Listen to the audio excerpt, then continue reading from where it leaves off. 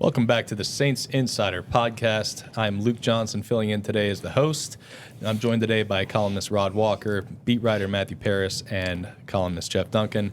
Guys, we're going to get into a little bit of wrapping up what happened in Week 3, Saints against the Eagles. We're going to look at some kind of concerning stuff going on with the Saints right now. Erik McCoy, especially, an injury that's going to knock him out for a good chunk of the season. We're going to get into a lot of stuff today. Today is Wednesday, September the 25th, and guys, we no longer have anybody who is undefeated. Jeff was just bringing that up in the lead up to the show. Rod. Y'all were waiting on that, right? Yeah. No, we got to spike the football on you now, because you joined the rest of us in picking the Saints last week against the Eagles, and guys, I think we were all maybe buying a little bit too much into those first two games. So let's get into what happened real quick.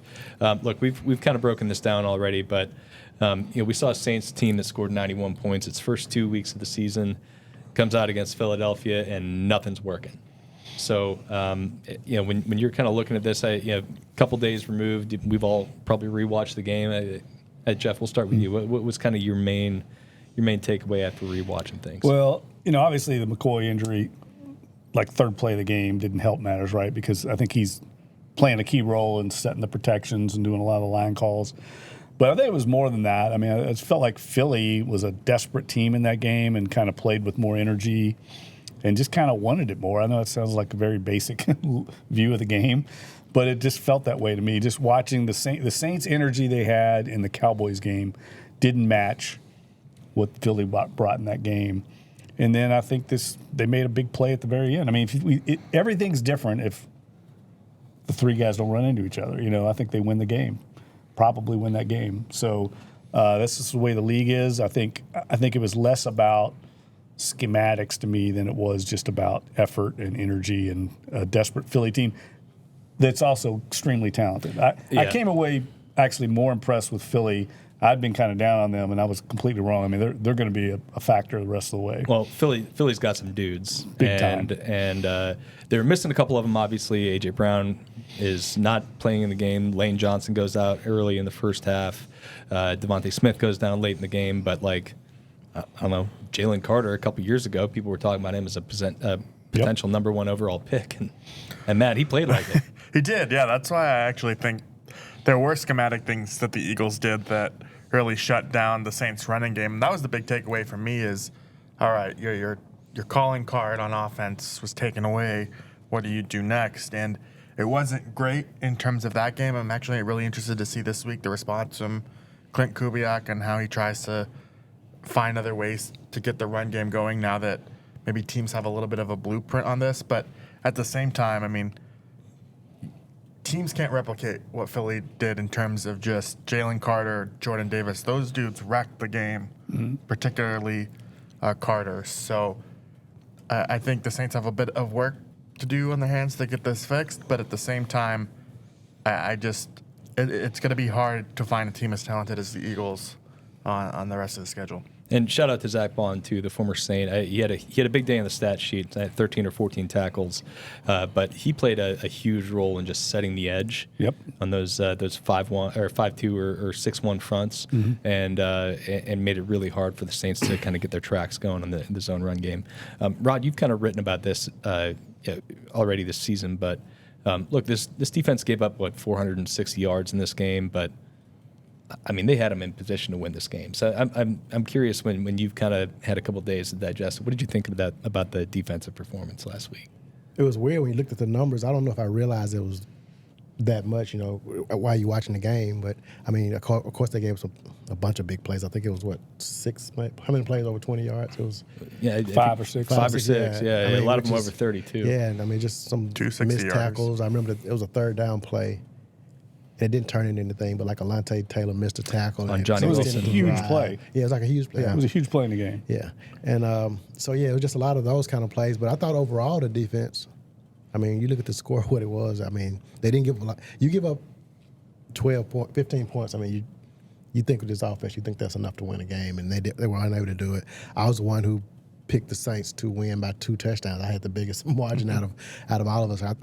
We had watched Atlanta drive down the field on the Eagles in that Monday night game, and I just thought we were going to see a lot of that. But they took away the run, and once you do that, I mean, we've kind of talked about that every week. Like the Saints got to stay out of 3rd and long and 2nd and long, and that's what they were in this game, and that's going to be the recipe that every team's going to use to beat this team. I think from here on out, we're going to see that. It doesn't help, of course, when you don't have Taysom or Erik McCoy, but I mean, to me, those were the big takeaways from this game, is that the Saints are going to have to be able to run the ball to be successful. All right, so we'll break down this game a lot more in detail as far as what it means moving forward. But first, we're going to take a quick word from our sponsor, and we'll be right back.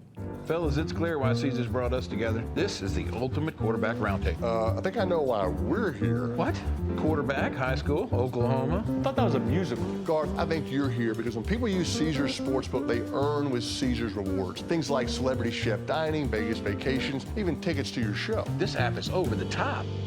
There's the idea. Bet with Caesars Sportsbook. Earn Caesars rewards and see your favorite quarterback, Garth Brooks, in concert. Hey, you can't throw like that. Nice bike. Thanks. Can I get it back before Saturday? That might be tough. Whoa. Is it just you? For now, let's take a look. Hi, strawberry mango. Mm-hmm. Here you go. Thank you. I'll take another one. All right, guys. So the big news out of this game, in the aftermath of this game, is Erik McCoy, the Saints Pro Bowl center, one of the team captains, captain of the offensive line, as Rod put it yesterday, the glue that kind of keeps this offense together. He's going to be out a while. He's going to need surgery on his injured groin. There's an ESPN report this morning that he's getting the surgery done at the Andrews Medical Institute in Birmingham. Obviously, one of the world-renowned sports physicians, sports surgeons. So looking at probably 6 to 8 weeks without a very, very important piece of this offensive line.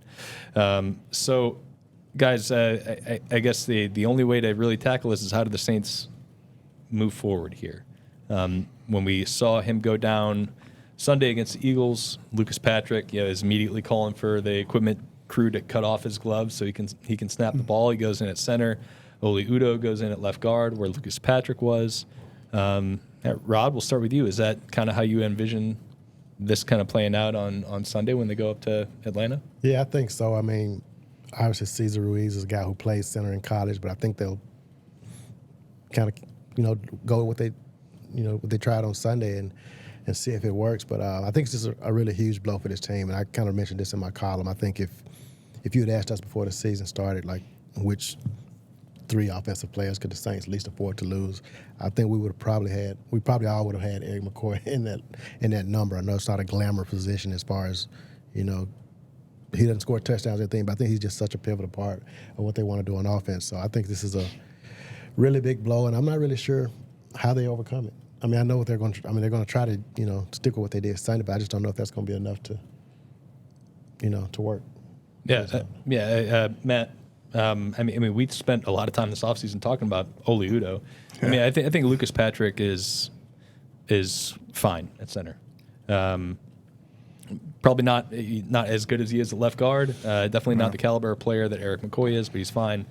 Oli Udoh is somebody who they brought in maybe as a potential starter on this team, and he didn't beat out guys at either position he was really competing at. So what do you see if he is the guy at left guard? How big of a drop off is this? Just kind of 1 through 5 on this offensive line. Yeah, I think it's a big drop off, and we haven't been at practice yet, and so we won't really have an idea. And depending on if they show team stuff and the portion we get to see, but I kind of think Landon Young is going to be the guy at left guard, just because you think back to week 1, Lucas Patrick goes down, Landon Young goes in there, but I think the key difference in Sunday's game against the Eagles is that Landon Young dealt with a foot injury that he didn't practice all week, so he only played 1 snap, but if that foot is feeling better, I think they would give it to Young. Maybe that's just me guessing, but I think Udoh was pretty shaky in there in the game, and then also just in camp, it really didn't feel like he sees that role. And so I think it'd be Young, Udo, and then maybe Saldiveri if things get really desperate. Yeah, and I think really puts a target on the Saints interior line now for opposing defenses to attack and see how they can handle. Because, I mean, Udo did not grade very highly once he came in last week. So I agree. I think Young could be the guy there just because I think there's a comfort level with him. But there's definitely a huge drop-off. I mean, we went into the season saying, man, the two best offensive linemen on this team by far are the left tackle and the center. Now one of them's out. So there's just a lot of questions now. But you know, looking around the league, we were talking before we came on air, Luke, there's injuries on offensive line all across the league. It's crazy how many offensive linemen have gone down. And I just think this is what teams across the league, I mean, the Falcons are playing this week without their center and their right tackle. So it's something they're going to have to manage. But I do think the depth of the offensive line that we all thought was a concern going in is now kind of rearing its ugly head. Yeah. The good thing is they do have guys who have played a lot of football. Correct. Right? Landon Young has played a lot of football. Oli Udo has been a starter in the NFL. Lucas Patrick has started at center and guard in the NFL. And then you got Nick Saldiveri, you know, who was a guy who was competing for the starting left guard job when they opened training camp and might have won it had it not been for a calf injury that sidelined him for the whole time. So they do have guys who in theory, they have counted on in the past, or other teams have counted on in the past. It's just I think it's clearly Erik McCoy, everybody else. So it's going to be Chris Jones coming up. You got to go see Chris Jones in 2 weeks. Yeah, I will say that you know, a lot of the Saints offense so far, a lot of their running game in particular has been a lot of outside zone, off tackle stuff. I think they're really leaning hard into Talifuanga and Trevor Penning in the run game. But those interior guys are super important.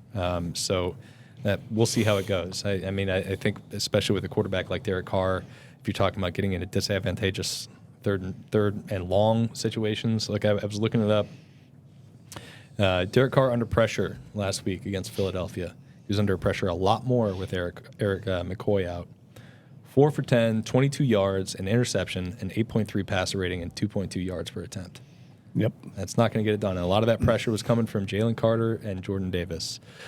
So we'll see how those guys are able to kind of navigate the storm here. But yeah, this is a really important week, and we'll see how good John Benton and Rick Dennison are coaching those guys up. And I think your point about Erik McCoy, the intangibles, that's a big loss. You know, just his veteran presence there, you know, being the glue. I think that's a great point. But he's also just such a great athlete, getting into that second level with what Clint Kubiak wants to do in the run game. I mean, they just don't have anybody like that. I mean, very few teams in the league do. So I think that's where I just want to see how they can scheme up without an athlete like that, like he was able to do, because he was picking off linebackers right and left in those first 2 weeks. He just seems so perfectly suited for what they want to do offensively. Yeah, and we haven't really talked about this, but the actual length of the injury is really consequential here, because if it's a full 8 weeks, it coincides with their bye, and so then the bye's over, they have the Rams at home. This 6 to 8 weeks is just such a pivotal stretch that could swing their season. I think that's kind of how big of a deal it is, just in terms of how the next 6 to 8 weeks go. Okay, so Erik McCoy out for this amount of time. We are anticipating he'll go on injured reserve at some point this week. So that brings us to our Transactions Wire segment. Today's Transaction Wire segment is proudly sponsored by Associated Grocers. Join our team and help support the success of local independent retail grocers. Apply today for available positions at AssociatedGrocers.com. Guys, we saw a report yesterday from NOF that the Saints brought in a bunch of offensive linemen for tryouts. We anticipate probably we'll see one of those guys out there today at practice. Matt, what do you think of that? I mean, we just talked about all the guys they have on the team already who've played a lot of ball, so this is probably just finding some depth there, but probably not a guy who's going to come in and start this week. Yeah, no, I would imagine it would be a practice squad signing. I do think maybe there's a guy on the practice squad that they could sign just to the active roster if... Go ahead, hit it. Shane Lemieux? Or your Swedish meatball voice. Kyle Hergel. Hergel. Sorry, I was trying to set you up. It just it's it fine. flopped. I thought Shane Lemieux would be the ones. I wasn't thinking bit there for a change, but the one time. But yeah, no, Kyle Hergel. Yeah, I think he had a better case to make the 53 than Lemieux did. But Lemieux has center experience, so like that's kind of what I was thinking there. But I just think they're going to give Lucas Patrick a long leash here, just because he's the only one. I guess he's a Ruiz too, but he's the only one with like extensive center experience. And how this would go. Yeah, I mean, Rod, you brought it up, but like, I mean, outside of Lucas Patrick, who we're all assuming is going to be the guy, I mean, Cesar Ruiz is the only one on the 53-man roster currently with center experience at the NFL level. Yeah, I mean, but again, I just think they'll stick with what they did, and if things go really bad, I mean, they may have to make the switch the following week. But I think right now you just keep Ruiz where he is and roll with what you did last Sunday. Yeah, because I mean, then you're just talking about look, right now they've taken steps down at two positions, right? They're a step down at center because Patrick isn't as good as McCoy, and they're a step down at left guard because Udo isn't as good as Patrick at left guard. But if then you move Ruiz to center, and you're a step down at maybe three positions, because I don't know if Patrick is as good without McCoy next to him. Well, we saw this last season when they finally figured out some stability on the offensive line. They kept Andres Pete at left tackle, even though James Hurst was coming back from an injury. They just moved Hurst to guard because they didn't want to affect two spots, and they only wanted to keep the one there. This, I know it's a different coaching staff, but it's still Dennis Allen. I think he believes that, all right, let's not mess with a number of things. Let's just try and find one solution. And I think that's what they're going to go with here with left guard. All right, let's close that up then. Saints fans, Associated Grocers is hiring. If you're looking to join a team dedicated to supporting your independent grocers, apply today. Your future star is here. All right, well, look, McCoy's the big one, guys, but potentially some other injury news to keep an eye on this week. Demario Davis missed 8 snaps. A lot of those came late in the fourth quarter. He wasn't on the field for that big 61-yard catch and run. He did come back on for the very next play. It's Saquon Barkley's touchdown run. I think he was on for the 2-point conversion as well. But that's something we got to keep an eye on. He missed a significant amount of time in training camp with, I believe it was a hamstring injury, if I remember correctly. So we don't know exactly what he's dealing with. It's either a hamstring or a groin. A number of other guys kind of left the game briefly. Cesar Ruiz is one of them. This is something that every NFL team has to deal with, Jeff. But this is a Saints team that maybe isn't as deep as a lot of teams. Well, I think the Demario one's definitely one that's concerning because, correct me if I'm wrong, I don't think he's missed a game since I don't believe he has since he signed with the Saints, which is remarkable, playing a collision position at linebacker. But he is also the glue of that defense. I mean, he's the guy that gets the front and the right, alignment, and his just experience and athletic ability. I mean, we saw it in the Cowboys game. We made a big time play, break up a potential touchdown. I think he'd be a huge, equally big loss to the defense if he can't go in this game, especially the way Atlanta plays with those two really good backs, and they like to run the ball, and they have a good run scheme. I mean, he would be a big loss. I think they've got some talented players behind him, but no one like Demario Davis. And Matt, we'll hit briefly on Taysom Hill. Obviously, he missed last week's game with what we found out was a bruised lung. But maybe, he was trending toward playing last week. And it was kind of late in the week where they downgraded him to doubtful and then out. So I don't know. What's kind of your thoughts on Taysom here? Yeah, I mean, I thought he was going to play, so what do I know? But the fact that he strung 2 practices together on a limited basis, I think is a good sign for where he's trending. Every coach on this earth talks about ramping up. Well, he's ramping up. And so I would expect him to play, but you just never know. You've got to be really cautious with a bruised lung, and we found out why he went to the hospital. It's just because when you're talking about that sort of ailment, you just got to be as careful as possible. And Taysom, I mean, A, he's killed the Falcons in just about every game of his career. And B, I mean, you brought this up earlier. I mean, he is hugely important to what they want to do offensively. I think they had They had 3 third or fourth downs in the second half last week where they needed 1 yard. Right. And they didn't get any of them. Right. And Taysom gets you that 1 yard. Yeah. Every time. Every time. And he takes some of the load off of Alvin Kamara. I think the last thing you want to do if you're Clint Kubiak or Dennis Allen or anybody who's making decisions on the Saints team is have Alvin Kamara touch the ball 26 times in a game or carry the ball 26 times in a game. Yeah. I remember it was early in the game, and I looked over at Zach, who was sitting beside me, and I was like, man, I think Alvin's up to like 12 carries. And I think this was, I can't remember when it was. It might have been the early second quarter, but it was like a lot of carries for Kamara to have at that time. I think he had eight carries on the opening drive. Yeah, something like that. Yeah, I mean, he was getting the ball, and you don't want to do that. And I mean, Taysom, I mentioned those guys at the beginning, Carr, Kamara, and McCoy, but I think Taysom's right there in that mix of guys you don't need to be without. So, I mean, you saw the struggles last week. I mean, I think it was the combination of not having Taysom, not having McCoy, and obviously the Eagles are really good, up front anyway. But so, I mean, he's a guy that they need to have back if they can get him back. And there was a play, if you watch the game again, we all did, where Alvin got tackled at a real weird angle and his knee got kind of buckled over near the sideline. I thought, whoa, I mean, that's all it takes. One weird, fall and he's out, and then what? Right. If you're missing him and Taysom, good luck. All right, guys. Well, we're gonna look a little bit one more time back at this Eagles Saints game. We're gonna take another look into a guy who's maybe nearing the end of his career. But before we do that, we're gonna take one more quick ad break.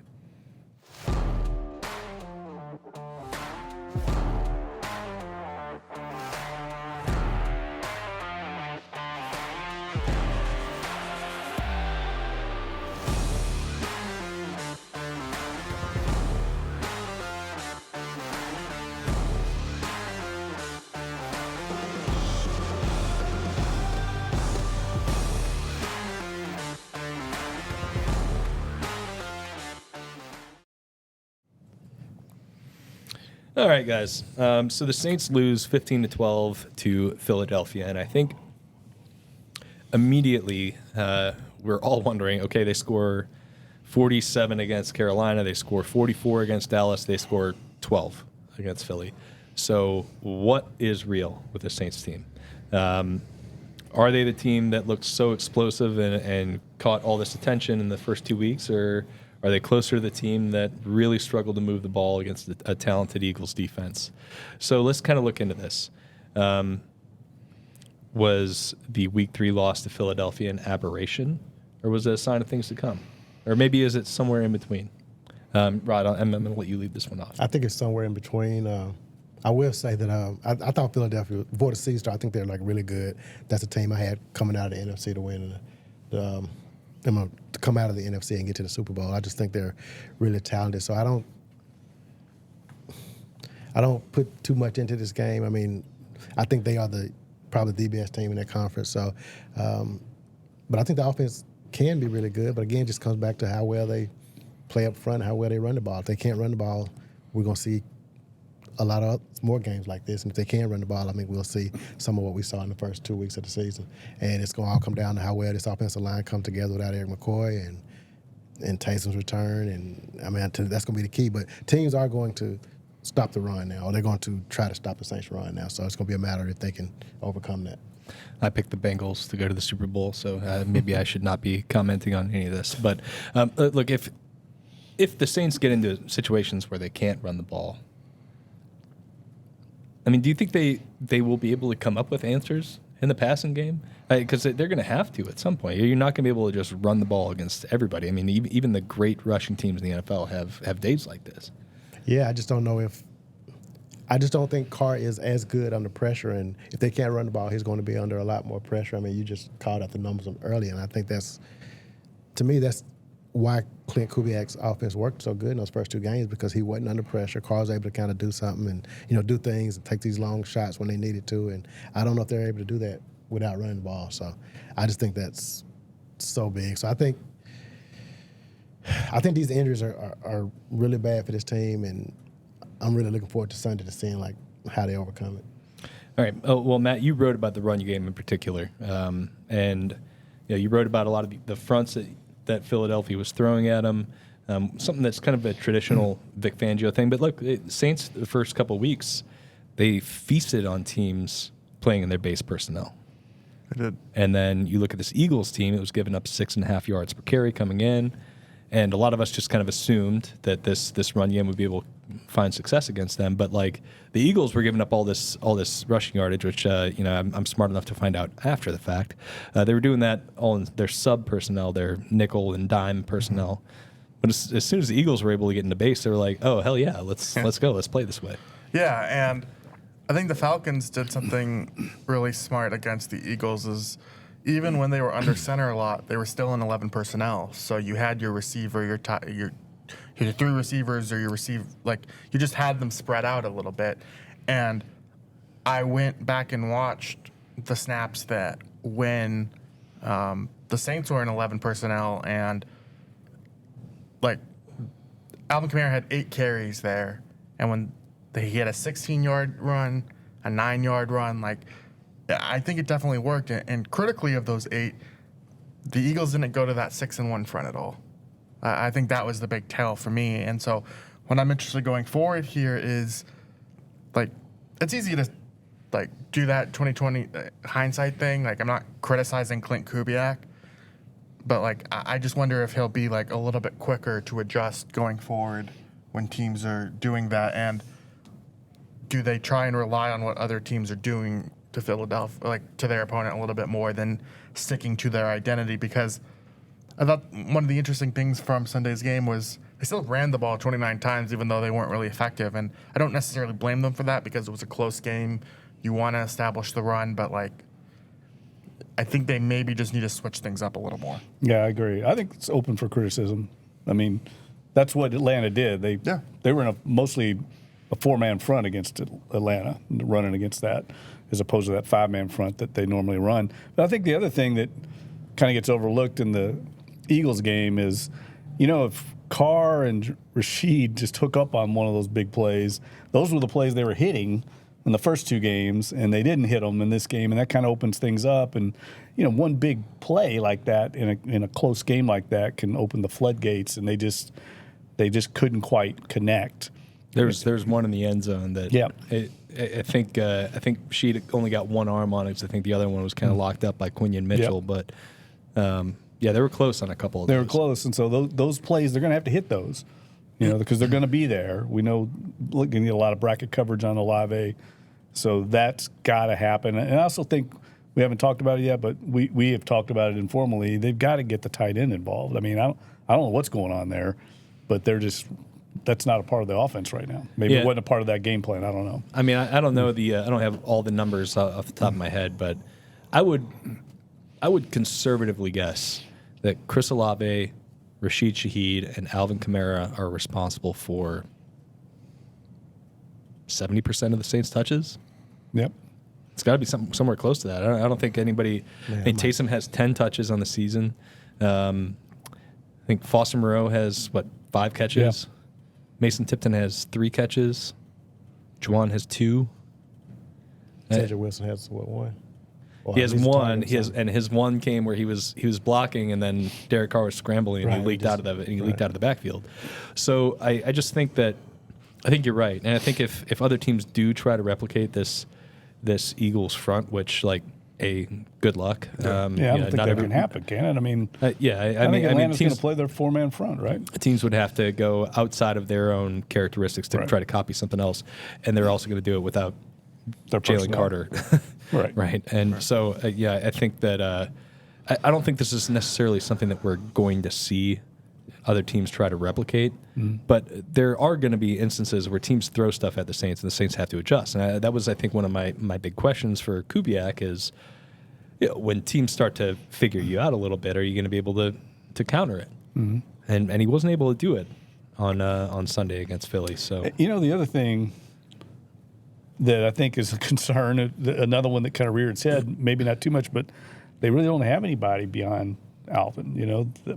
Jamal Williams is kind of what he is, but I don't know if he's the answer to reduce the workload. Yeah, I think Clint Kubiak feels the same way. Right. AK got 26 carries, and would you Williams consider got Jordan 2? Mims? I mean, just to take a few See, he's a little more explosive maybe on those wide runs, and Yeah. I don't know.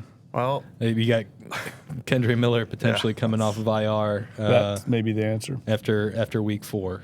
So he's got 2 more games where he's guaranteed to be on the shelf. But week 5, which would be against Kansas City? Yeah.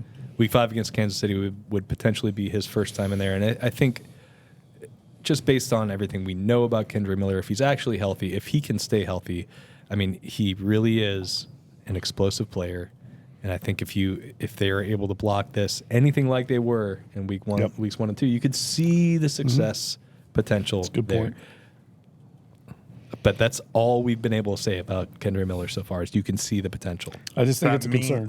No. I just think it's a concern, though. I mean, like you're right. Alvin's workload needs to be reduced. They can't keep running him that many times. And not because Alvin's not capable of it on a just to be given day. exposed. It's that yeah, you're going to need that guy right in week 18 or beyond if you're going to be a playoff team. And we've seen it in the past when he's been exposed to these really, really heavy workloads. He looks really good in September, and then by October, November, he's not the same player, and they can't afford to have that happen again. right. Well, that's why you need Taysom back as well. Yeah, Yeah, huge part of it. yeah. And look, we haven't seen the Taysom Hill that we were all expecting to see in this offense. I think it's because they haven't had to. Right. But Could see it this week, though. at some point. I think it very well could be this week if he's healthy. Okay, let's move on to. Look, Matt, this is something you brought up in our meeting earlier this week, and then you brought it up in the press conference with Dennis Allen on Monday. What's going on with Cam Jordan, man? Look, he's how many snaps did he play? 20. He played 20 snaps. One of the lowest marks of his career, if not the lowest, at least percentage-wise. Yeah. Didn't get a lot of run as the interior pass rusher, as we've seen him kind of get some of that in training camp the first 2 weeks. When he's on the field, not very productive in terms of pressures and everything. So but I'll just kind of let you take this. You asked Dennis Allen about it, and what do you have to say? Well, credit to Dennis Allen for answering truthfully, but you just hit on it. The line that stuck out to me was, it boils down to effectiveness. And he didn't mean that as we think Cam Jordan will be more effective in a limited role. He meant it as Cam Jordan hasn't been very effective. And he has 2 pressures on the season. It seems like kicking him to the inside on passing downs hasn't really benefited him as much. I think that package has worked overall because Chase Young and Carl Granderson are there. But that's the thing is Dennis Allen said, expect a little bit more of Chase Young and Carl Granderson going forward because those 2 have just been so much better than Cam Jordan. And another thing Dennis Allen said is it kind of comes for everyone at some point. Like, he's at that stage of his career that who knows how much he has left. And he kind of made it seem like, he said, Allen said that he's still a very important part of what they do, but it felt like lip service for just how respected Cam Jordan is. And he's just going to be in a reserve role. And I don't know if it was a coincidence that his snaps keep declining, though he played more snaps in week 2 than week 1. I think Cam is still an effective run defender. Oh, yeah. I think he still holds the edge at a high level, but the pass rushing juice just hasn't been there it hasn't been there throughout training camp and the start of the regular season. It wasn't there last year as he was dealing with injuries. And look, that is a crucial skill from that position in the NFL. You're going up against high level quarterbacks, and you're trying to slow down these high flying passing games. You need guys who are getting after the quarterback like Carl Granderson is. And Chase Young is right up there in terms of pressures, even though he's largely been going against the left tackles. Went up against a really good one this week in Jordan Mailata, still got some pressures. So it makes sense. Look, this is a team that, rightly is believing it has a chance to make a playoff run right now. And I don't think because of Cam's great contributions over the course of his career, you can continue to play him over guys who've maybe deserve the snaps over him right now. I think it says something that maybe Peyton Turner is getting more of those rotational reps out there than Cam. I mean, that says what they think. And what's the guy they brought in right before camp? I mean, right before the regular season. Sean Ridgway? Yeah. I mean, he was getting some run. He actually was pretty productive, I thought. So I think they realize at this stage, at least in the pass rush, he's just not getting home at all. Yeah, I think it's worth noting, too, that the Eagles are a very bad matchup for Cam. Just mobile quarterback. You need the athleticism to contain a guy like that, and he just doesn't have that as much anymore. Like, if you told me he played 27.8% of the snaps last week, if you told me that number was 30 or 40 this week because it's Kirk Cousins, that would make more sense. But it's just, I think, one, it was a little bit of a game plan, but more so he hasn't been very effective. You have anything to add, Rod? Father Time is like the Pittsburgh Steelers. They're both undefeated. Oh, God. No, I just think, Cam has been, if you had a Mount Rushmore of Saints players, you could argue that he's on there. That's Absolutely. how good he's been as far as his productivity, the longevity, what he's done for the city of New Orleans. And, I think we're just kind of seeing that decline start to happen, and it happens to everybody. And, it's nothing no reason to be ashamed of it or anything. It just happens, and that's just probably where he is in his career. I think it's probably going in that direction now. Yeah, look, I might be biased here. I think Cam's a Hall of Famer, and I think anybody who has arguments because like some other guys have a little bit better numbers than him, whatever. He's been an elite two-way player for a long time, and I still think maybe there's a chance that he still makes a couple splash plays this year. I just don't think the Saints can afford to just run him out there because of what he's done in his career here. Well, the one thing I'm interested in, that we haven't heard his side yet. Now he played good cop during the summer where, they're asking me to move to defensive tackle, even though I lost a bunch of weight to try and be more explosive. Okay, I'll do it. Is he going to be mad that his snaps are? Does he accept it? Like, maybe he seems like the type of guy who will say the right thing publicly, even if he feels differently behind the scenes. But I'm just interested to see. He's a very prideful dude. Yeah. And so I just want to see what his reaction is. Yeah. I if I were just to guess, I bet Cam hates this. Yeah. And he's absolutely pissed off. but I also don't think that Cam is the type of guy who's going to tank a locker room because of what's going on for him personally. No, it's funny. I had the conversation with Deuce McAllister the other day about this exact subject, and he said, at the end of my career, Sean called me into the office and said, like, we're going to start repping Pierre Thomas more and Reggie, and he goes, I was the last guy to see that I dropped off because he had a knee injury. He goes, your brain does not. You're the one that can't see it. And he goes, I bet Cam's in that exact position right now. Like he can't even see it because you're just so prideful. You played at such a high level for so long. It's difficult for you to see it. And he goes, I saw it later when I looked back at it. I could see what Sean was telling me.